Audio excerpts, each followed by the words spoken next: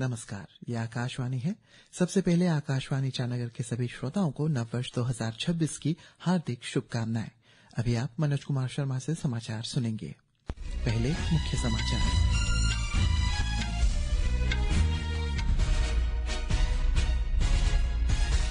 राष्ट्रपति द्रौपदी मुर्मू का सभी से आर्टिफिशियल इंटेलिजेंस सीखने का आग्रह, कहा स्किल्ड नेशन चैलेंज अभियान भविष्य के लिए कार्यबल तैयार करेगा। प्रधानमंत्री नरेंद्र मोदी देश की पहली वंदे भारत स्लीपर रेलगाड़ी को जल्द ही रवाना करेंगे। यह रेलगाड़ी कोलकाता और गुवाहाटी के बीच चलेगी। केंद्र सरकार ने 4 नई श्रम संहिताओं के लिए मसौदा नियमों को अधिसूचित किया, लोगों से सुझाव मांगे। भारतीय रिजर्व बैंक ने कहा देश की अर्थव्यवस्था लगातार सुदृढ़ होती जा रही है और गर्भवती महिलाओं और स्तनपान कराने वाली माताओं के लिए प्रमुख योजना प्रधानमंत्री मातृ वंदना योजना के 9 वर्ष पूरे हुए। अब समाचार विस्तार से। दुनिया भर में नववर्ष 2026 धूमधाम से मनाया जा रहा है। राष्ट्रपति द्रौपदी मुर्मू, उपराष्ट्रपति सीपी राधाकृष्णन, प्रधानमंत्री नरेंद्र मोदी और लोकसभा अध्यक्ष ओम बिरला ने इस अवसर पर लोगों को शुभकामनाएं दी। राष्ट्रपति ने अपने संदेश में कहा है कि नववर्ष नई ऊर्जा और सकारात्मक बदलाव का प्रतीक है। उपराष्ट्रपति ने सोशल मीडिया पोस्ट में आशा व्यक्त की है कि यह वर्ष सभी के लिए शांति, स्वास्थ्य, सुख और समृद्धि लेकर आएगा। प्रधानमंत्री ने आशा व्यक्त की है कि नववर्ष सभी के लिए अच्छा स्वास्थ्य और समृद्धि लेकर आए। राष्ट्रपति द्रौपदी मुर्मू ने कहा है कि आर्टिफिशियल इंटेलिजेंस तकनीक के साथ देश में सकारात्मक बदलाव लाने का एक अवसर है। वे राष्ट्रपति भवन में आर्टिफिशियल इंटेलिजेंस के एक कौशल विकास SOAR के अंतर्गत एक विशेष कार्यक्रम को संबोधित कर रही थी।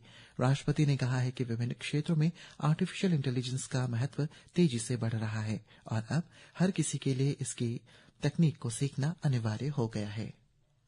भारत सरकार के कौशल विकास और उद्यमिता मंत्रालय की SOAR यानी स्किलिंग फॉर AI रेडीनेस की पहल प्रशंसा का योग्य है। इस पहल के अंतर्गत प्री AI मॉड्यूल्स तैयार किए गए हैं। इस मॉड्यूल्स के द्वारा AI से जुड़े विषयों और मशीन लर्निंग के बेसिक कॉन्सेप्ट्स के बारे में भी जानकारी मिलती है। इस मिशन का उद्देश्य AI के बारे में जागरूकता बढ़ाना, आर्थिक आत्मनिर्भरता को बढ़ावा देना तथा एक टेक ड्रिवन देश के निर्माण में योगदान देना। राष्ट्रपति ने तकनीक के माध्यम से भारत के एक जिम्मेदार भविष्य को आकार देने का आह्वान भी किया।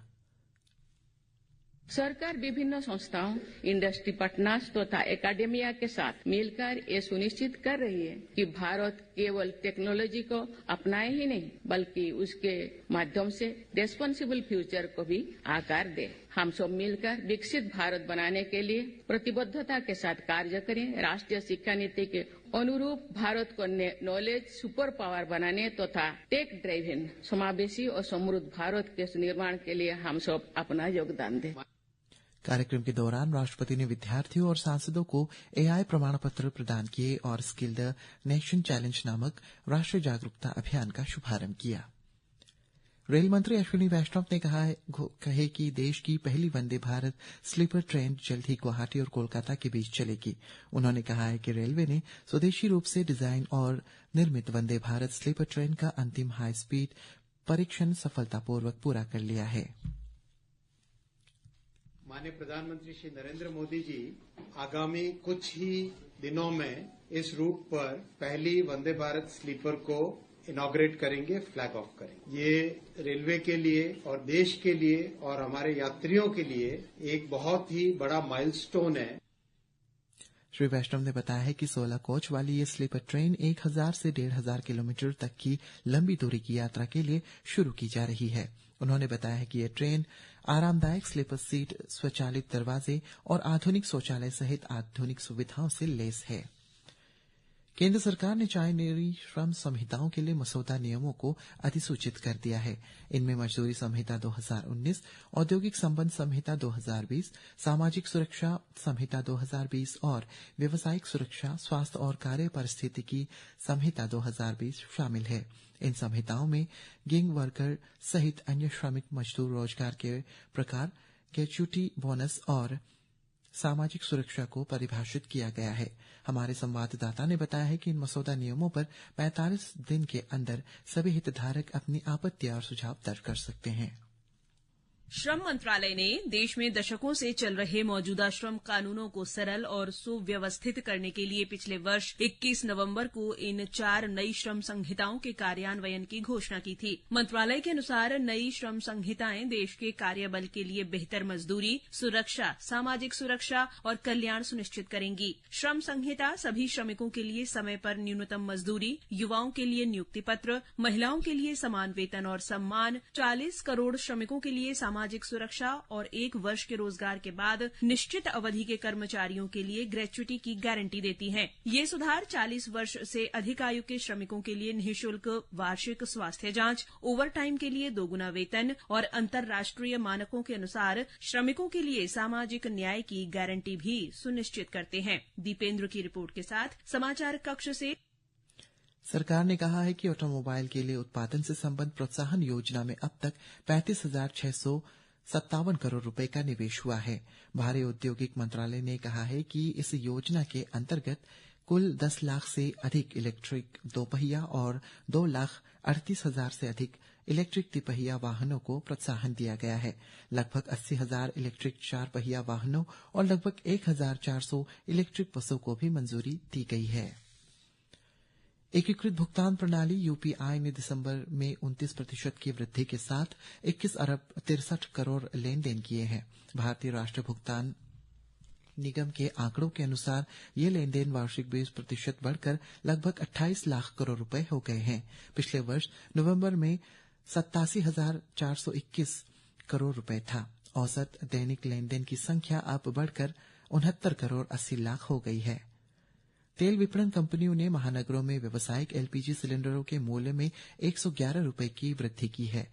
इंडियन ऑयल कॉर्पोरेशन लिमिटेड के अनुसार दिल्ली में व्यावसायिक एलपीजी सिलेंडरों की खुदरा कीमत अब 1,691 रुपए और 50 पैसे हो गई है। घरेलू एलपीजी सिलेंडर के मूल्य में कोई परिवर्तन नहीं किया गया है। वैश्विक चुनौतियों के बावजूद भारतीय अर्थव्यवस्था लगातार मजबूत गति से बढ़ रहा है। हमारे संवाददाता ने बताया है कि ये बात भारतीय रिजर्व बैंक ने अपनी नवीनतम वित्तीय स्थिरता रिपोर्ट में कही है। मजबूत घरेलू मांग, मध्यम मुद्रास्फीति और विवेकपूर्ण व्यापक आर्थिक नीतियों के समर्थन से ये संभव हुआ है। रिपोर्ट के अनुसार मजबूत बैलेंस शीट, अनुकूल वित्तीय परिस्थितियों और वित्तीय बाजारों में कम अस्थिरता के कारण घरेलू वित्तीय प्रणाली लचीली बनी हुई है। इसमें भू राजनीतिक घटनाक्रम और व्यापार संबंधी चुनौतियों सहित बाहरी अनिश्चितताओं के कारण निकट भविष्य में जोखिमों की चेतावनी भी दी गई है। रिपोर्ट के अनुसार राजकोषीय समर्थन और आर्टिफिशियल इंटेलिजेंस में मजबूत निवेश के कारण वैश्विक अर्थव्यवस्था ने लचीलापन दिखाया है। इसमें बढ़ती अनिश्चितता, बढ़ते सार्वजनिक ऋण स्तर और वैश्विक वित्तीय बाजारों में अव्यवस्थित सुधार की संभावना से उत्पन्न होने वाले जोखिमों के बारे में भी चेतावनी दी गई है। समाचार कक्ष से लोकसभा अध्यक्ष ओम बिरला ने सोशल मीडिया पर वीडियो संदेश साझा करते हुए लोगों से कहा है कि सभी अपने जीवन में सकारात्मक बदलाव लाएं, उन्नति करें और राष्ट्र के विकास में सक्रिय योगदान दें। गर्भवती महिलाओं और स्तनपान कराने वाली माताओं के लिए सरकार की एक प्रमुख योजना प्रधानमंत्री मातृ वंदना योजना के आज 9 वर्ष पूरे हो गए हैं। हमारे संवाददाता ने बताया कि योजना 1 जनवरी 2017 को गर्भवती और स्तनपान कराने वाली माताओं को उनके स्वास्थ्य और पोषण में सुधार के लिए वित्तीय सहायता प्रदान करने के उद्देश्य से शुरू की गई थी। प्रधानमंत्री मातृ वंदना योजना केंद्र सरकार की एक प्रमुख योजना है। इसका उद्देश्य समाज के आर्थिक और सामाजिक रूप से कमजोर वर्ग की महिलाओं को मातृत्व के दौरान आर्थिक मदद देना है। इस योजना के तहत गर्भवती महिलाओं और स्तनपान कराने वाली माताओं को नगद सहायता दी जाती है। पहले बच्चे के लिए 5,000 रूपए दिए जाते हैं। वहीं दूसरे बच्चे के रूप में यदि लड़की का जन्म होता है तो 6,000 रूपए की सहायता मिलती है। योजना की राशि 2 किस्तों में दी जाती है। पहली किस्त 3,000 रूपए गर्भावस्था के दौरान पंजीकरण पर मिलती है। दूसरी किस्त 2,000 रूपए बच्चे के जन्म के बाद दी जाती है। इसके अलावा पात्र महिलाओं को जननी सुरक्षा योजना के तहत भी प्रोत्साहन राशि मिलती है। महिला एवं बाल विकास मंत्रालय के अनुसार अब तक इस योजना में करीब 4 करोड़ 50 लाख महिलाएं पंजीकृत हो चुकी हैं और 19,000 करोड़ रुपए से अधिक की राशि लाभार्थियों को वितरित की जा चुकी है। यह योजना गर्भावस्था के दौरान पोषण, स्वास्थ्य जांच और मां के साथ साथ बच्चे के अच्छे स्वास्थ्य को सुनिश्चित करने में मदद कर रही है। इसी के साथ ये समाचार बुलेटिन समाप्त हुआ। नमस्कार।